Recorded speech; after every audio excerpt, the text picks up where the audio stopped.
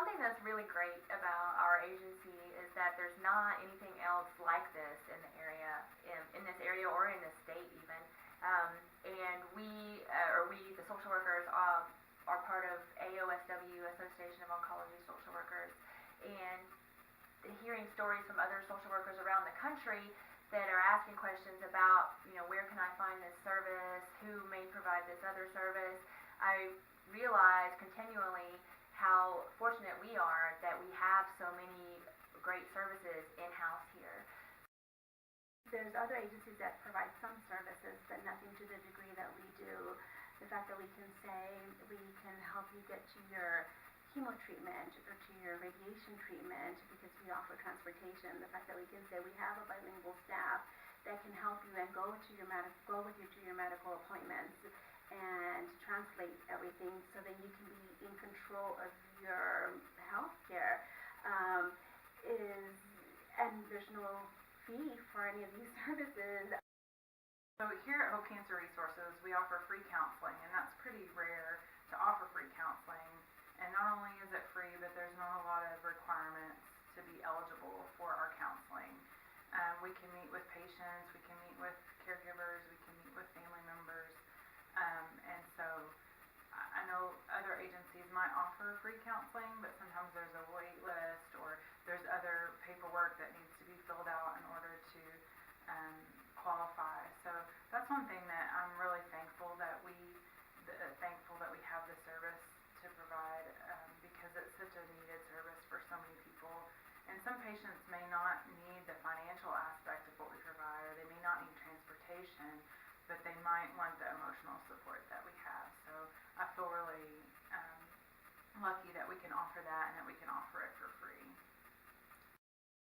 Another unique aspect of our team is that we are large and we also share caseloads basically. So any one person or client does not necessarily have a specific social worker that's assigned to them. Sometimes it kind of works out that way, but we all kind of have access to each other's notes and can pick up where another person left off, and that is really helpful and, like I said, unique. I feel the uniqueness of Hope Cancer Resources is the level of support they have, not just for personal but also professional development. I had the opportunity last year to go to a conference. It was a week-long conference in Seattle, and it was supported solely by Hope. So that was really surprising to me coming from a for-profit. I worked in for-profit for about 5 years and then came to a nonprofit. Just seeing that level of opportunity. A lot of times patients will say, I don't want to take away from the help that somebody else needs.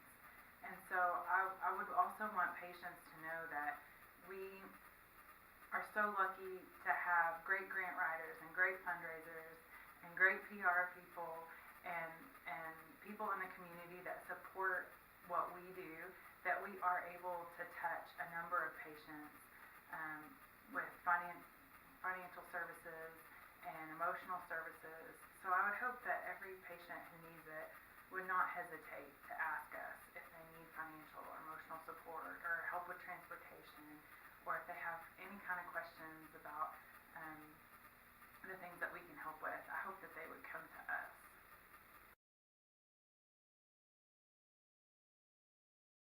When there is an emotionally charged day, I really utilize my self-care techniques. I utilize my colleagues and my friends, what we call decompression sessions. We get together and definitely respecting confidentiality of the patient, but we discuss maybe the difficult times that we encounter throughout the day. I feel that vocalization of those hardships really does give you control back into that situation, being able to cope more effectively in a positive way. Cancer is really rough, and so sometimes it's hard to see the toll that cancer takes on a family and patients. And so sometimes I'll come back here to the office at the end of the day and just really kind of have to process everything that happened that day. And I think the lucky thing about working here is that there's so many supportive people. And so when you do a job like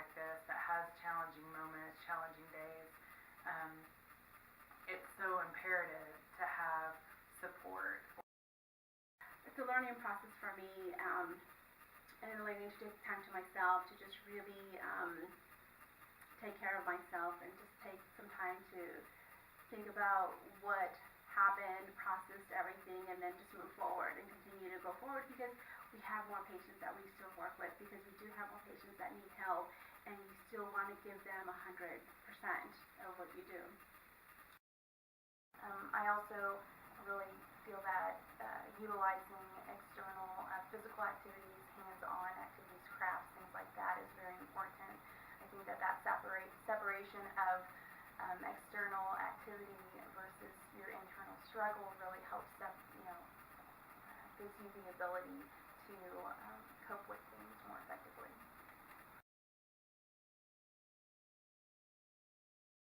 Being able to spend time with someone at possibly one of the worst times in their life. Also, sometimes some of the clients that we work with are facing the end of their life. So being able to sit with someone, talk to them, listen to what they have to say, let them express their emotions about what they're going through, it's really honorable. I feel honored to be able to be that person to sit with them. So I'd say that's probably one of the most rewarding things. Being present with people during these difficult times, I find that being able to see that strength and the vulnerability of them being able to persevere through this hardship and really continue on their journey is just really invaluable. Wow, what an experience. What a humbling experience again it is to have patients who really do have the best patients that are just amazing. Time does seem really precious, and